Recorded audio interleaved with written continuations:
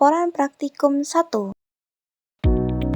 Sel tumbuhan merupakan unit dasar kehidupan tumbuhan yang memiliki struktur unik dibedakan dari sel eukariotik lainnya oleh adanya dinding sel, kloroplas, dan vakuola sentral.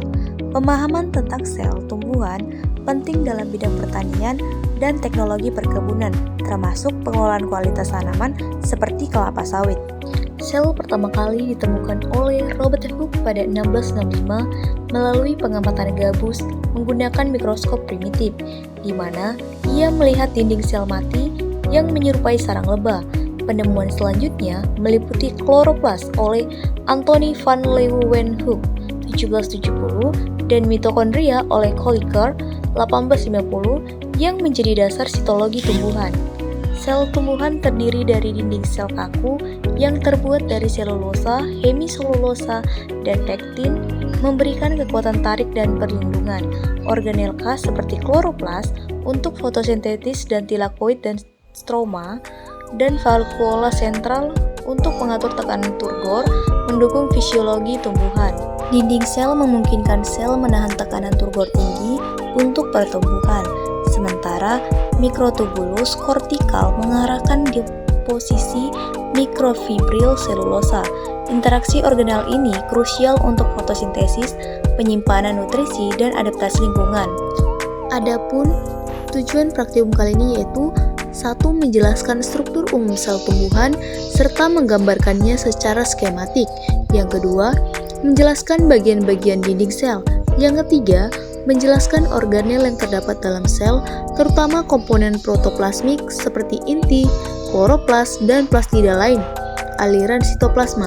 Yang keempat, mengamati isi sel, mengamati komponen non-protoplasmik, penyusun sel antara lain vakuola dan isinya, benda-benda ergastik misalnya kalsium oksalat, butiran amilum, lender, minyak, butiran auleron.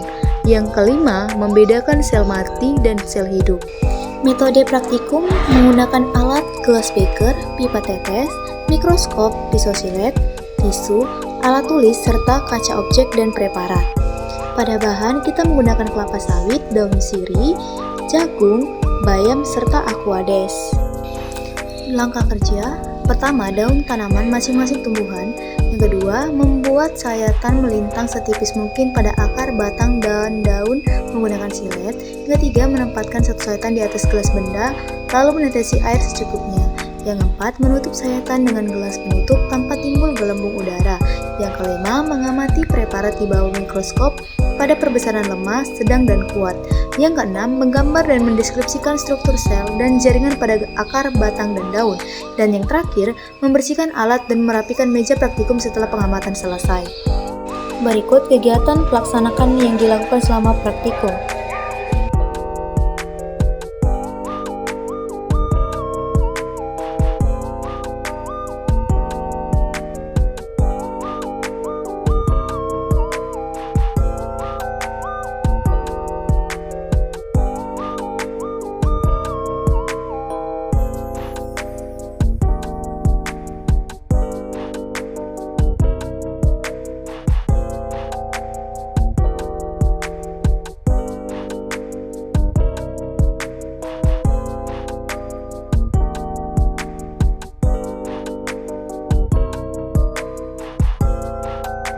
Berikut merupakan hasil praktikum.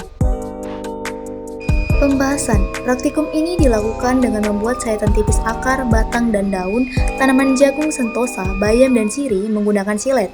Lalu diamati di bawah mikroskop.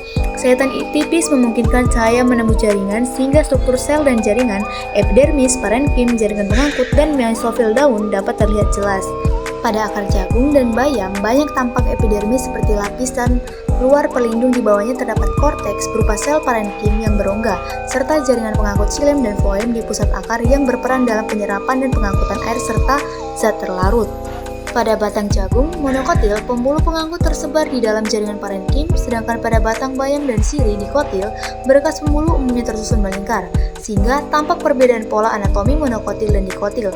Pada daun jagung, bayam, sirih, dan sentosa, tampak epidermis atas dan bawah dengan stomata yang berfungsi untuk pertukaran gas dan transpirasi. Di antara epidermis terdapat jaringan mesofil, palisade, dan spons yang kaya kloroplast berperan utama dalam fotosintesis. Perbedaan bentuk dan ukuran sel serta susunan jaringan antara jagung, sentosa, bayam, dan sirih mencerminkan adaptasi tumbuhan terhadap fungsi organ dan lingkungan tumbuhannya. Dapat disimpulkan bahwa akar, batang, dan daun tumbuhan jagung, sentosa, bayam, dan sirih memiliki struktur sel dan jaringan yang khas, tetapi tetap mengikuti pola anatomi tumbuhan umum, epidermis, korteks, jaringan pengangkut, dan mesofil pada daun. Perbedaan yang terlihat pada bentuk sel, ukuran, dan susunan jaringan pengangkut mencerminkan adaptasi morfologi dan fisiologi tumbuhan terhadap fungsi masing-masing organ, seperti penyerapan air di akar, penopangan, dan pengangkutan di batang, serta fotosintesis di daun. Sayetan tipis yang dibuat dengan silet sangat mempengaruhi keberhasilan pengamatan. Semakin tipis dan rata sayetan, semakin jelas struktur sel dan jaringan yang terlihat di bawah mikroskop. Oleh karena itu, teknik pembuatan preparat menjadi bagian penting dalam praktikum anatomi tumbuhan. Terakhir, ini merupakan daftar pustaka yang digunakan dalam pembahasan tersebut.